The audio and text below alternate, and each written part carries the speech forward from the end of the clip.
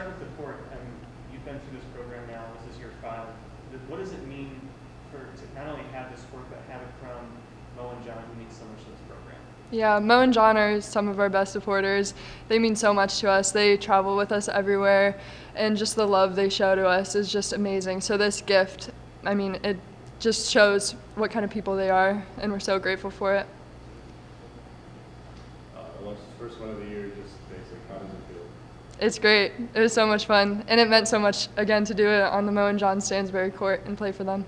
How did you feel that you guys played like Chicago State's, maybe not up to the level that you guys are, but how do you feel like you played across all 3 sets? I thought we did well. I thought we came together as a team more and more throughout the game, and we had each other's backs the whole game, and that's what we were aiming for. At the very end, a couple of you guys stepped up when you needed the points, especially early in that 3rd set and then late in that 3rd set as well. So how did that feel, just to come out of the timeout and just keep pushing up the score?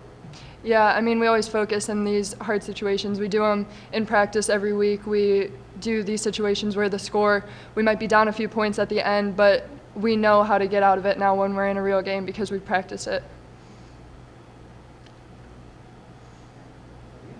Great, thank you. Just a great win on a special night, playing for the first time on Mo and John Stansbury court. That's something that, you know, I mean, I didn't have to ask our team. We played for 2 of them. It was emotional. I think after that presentation that we had, I think it took all of us to collect some time to collect. Just seeing John there and Mo there and their family and friends. A lot of our alumni who have known John and Mo since I've came here. I've known them. So just so proud that we won here tonight. When it comes to the game, I thought we did a lot of good things. Our defense, even though I was, throughout the match, I wasn't as happy with our blocking, but then I look on a box score and 10 blocks. We outdug also Chicago State. That's something that we've been focusing on in practice, just putting pressure with our block. I think we can be a very good defensive team. The first set was impressive when it comes to our efficiency. I thought our hitters, our team just played very smart. We were not forcing shots. Hit over 40% in that set. But then, the second set, even though our hitting percentage wasn't as high, it dropped significantly. We still found a way, even our side out, but we found a way to win. And, sometimes you'll play really well and lose. Sometimes you won't play as well and win. Right now, this early in the season, it's about us figuring out how to be a team because it is a new team, and how to find ways to win. Technical stuff, tactical stuff, that's on us coaches to continue teaching our players, and that's what we're going to do. But overall, I thought it was good start of the season. So when you called that timeout really early in the 3rd set, what did you say to your team to kind of help them get back in the flow of the game after you guys went down early? Yeah, the thing was the whole match, going back to our training, we asked our team to be disciplined, meaning little things matter to us, things that are in our control. That's when we say be disciplined. Are we stopped in defense? Are we pressing and then, when we are blocking? Are we early with our angles when we are serve receiving? That simplicity and discipline was a theme. Later on, I was talking. I didn't think our first contact, the quality was as good. We were not able to use our middles offensively as much as we would like to, and that was it was affected by the quality of the first contact. But then we got a little bit better. Another thing that we were just talking to our team throughout some of the timeouts is, if then. I thought in some situation we were forcing shots that were not there. And what we ask our players is, whatever the situation gives you, if that happens, then this is the best solution for that situation. And we don't have to, even though we like to bang balls, get kills. Everybody's, so Lauren and all of our hitters, we can hit hard, but not every situation allows you to do that. So, sometimes the best solution is set the ball over, go off speed, and wait for the next opportunity. So those are some of the themes that we talked about during timeouts. And Coach, Lauren Hovey, she came up huge for you guys today. She had 13 total goals. So how crucial is she to this team?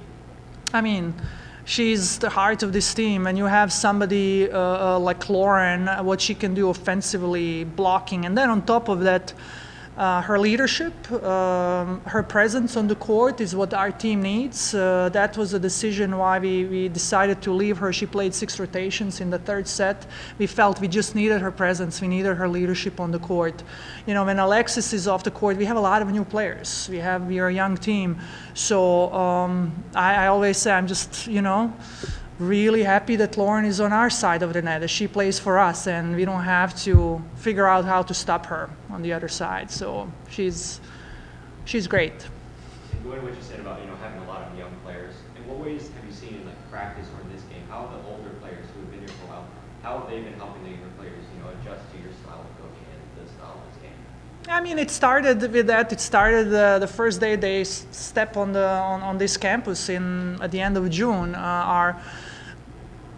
Our leaders, our returners, were examples they modeled and then showed them this is how we do things here. So it didn't start tonight. It's been a process since the day one our new players arrived.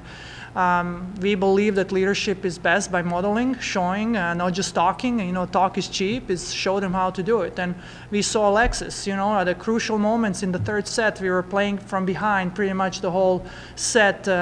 She got us on some big runs and had a great dig at the end. She knows how to play in this environment. She's been there before.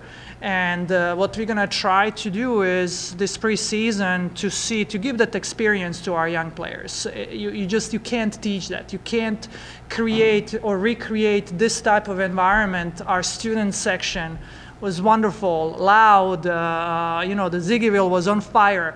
We can't recreate that in practice. So our players have to go through this experience. They have to feel, a little bit those butterflies in their stomach, and what we ask them, just make sure they're flying in a formation, that they're not going crazy. So, long answer to your short question. Coach, Jordan Lula and Cindy Hernandez, they're both newcomers and they played a lot of points today. So how did you feel that they did, just being new to the team and then playing as a team with the girls that have been here? Yeah, they've been doing, first of all, our decisions, who is starting, who is playing today, it's always based on what we see daily in practice. We use data as a guidelines, and 2 of them have been just consistently, all of our players work hard, but they've been getting better and better and better. And I thought both of them played better and better throughout the match. I thought both of them were, again, a little bit nervous, playing for the first time in orange and brown in this environment. But when they settle down and, we talk about breathing, just take deep breaths. If you feel you're too hyped, I thought they played really well. Jordan almost had double-double, 8 kills, 8 digs, I believe. Sydney was her first contact, her serve-receive got better and better. She's a defensive specialist that is really good in serve-receive and good defensively. So we are excited to see how she's going to continue improving and growing. Coach, the next 3 home matches are against Power 5 with Illinois and Cincinnati this week and Ohio State in a couple weeks. Can you just talk about the importance of that home court advantage in matches like that? I mean, it's huge. It's you can't, like I mentioned earlier, you cannot recreate this. It gives us fire. It gives us that wind under our wings, and it affects the opponents. I think nobody likes to serve when you have the crowd of Falcon fanatics behind you cheering and yelling, and it gets to you. So to have this type of home court advantage, especially when we're playing teams from Power 4 from Big 10, Big 12, it's that's something, that's an environment that they're maybe used to, and it's definitely we love it, and it's going to be tough. All the next matches, it's going to be our opponents are getting tougher and tougher and tougher, which that's what we want. We believe that competition makes us better, sharpens our skills, and I look forward to seeing our growth of this team when competition raises and when it gets better. How are we going to respond to that? That's going to be another learning opportunity for us, and we ask our players to play like BG Warriors, play to win, compete. It doesn't matter who is on the other side. I think sometimes it's good to remind them and remind ourselves, all of those players, it doesn't matter what school, they're 18 to 22, maybe 23 student athletes. They go to school, they have the same problems that our players have. They have a different jersey numbers, maybe different school name, but they're all peers, and that's kind of how I like to approach those schools. We are BGVB. I mean, we have our name is on the volleyball map, and I don't think any of our opponents are going to take us lightly. Thank you, Coach. Thank you.